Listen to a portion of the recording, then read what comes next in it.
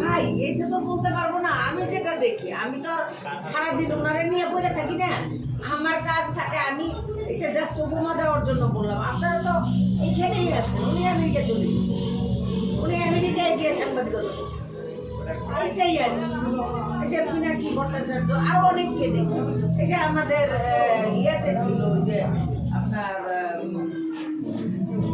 আরো অনেকেই ছিল না, যে জার্মানিতে চলে গেছে আমাদের। হ্যাঁ উনি তাও এদেরকেও তো আমরা দেখেছি, তাও এখন সবাই কি আর তাই পারবে? আমি সেটা বলেছি, আপনি বুঝতে পেরেছেন? এখন মনে করেন অনেক মানুষ আছে দেখবেন ঢাকা থেকে চট্টগ্রাম কোনোদিনও যায় না, আবার অনেক মানুষ আছে দেখবেন পৃথিবীর বহু জায়গায় ঘুরে ফিরছে। তা এখন সব মানুষকে দিয়ে সব কিছু হয়? বিষয়টা তো এইরকম যে আপনারা যে প্রশ্নটা করলেন যে এরা আইসা বাড়ি গাড়ি সব করে ফেলাইতেছে, আমরা করতে।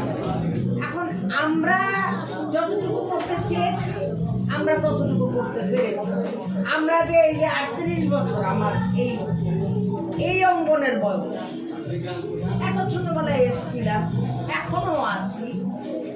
আপনারা আমাকে ভালোবাসেন, আমার দর্শকরা আমাকে ভালোবাসেন। আমি ইত্যাদি একটা প্রোগ্রাম 16 বছর করেছি, একই রোজই এঁকে দিতে, তারপর তো দেখেছি।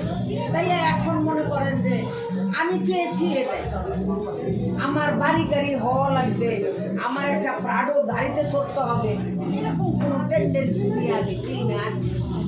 আমি ফিল্মে এসেছিলাম ববিতা ম্যাডামদেরকে দেখে দেখে, কারণ আমি সুন্দর সিনেমার শুটিং দেখতে গিয়ে আমার মনে হয়েছিল ববিতা ম্যাডামকে দেখে যে ওনাদের মতো হতে হবে। আনো আপাও ছিলেন, আজকে আনো আপার হাত থেকে, সেই আনো আপার হাত থেকে আজকে আমি এই আবার।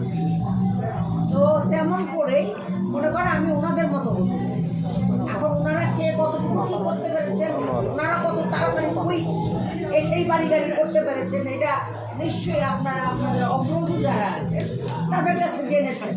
তো আমি তো ওনাদের সঙ্গেই ছিলাম বা ওনাদের আমলে এসেছি, এখনকার কারো কথা তো আমি বলতে পারবো না।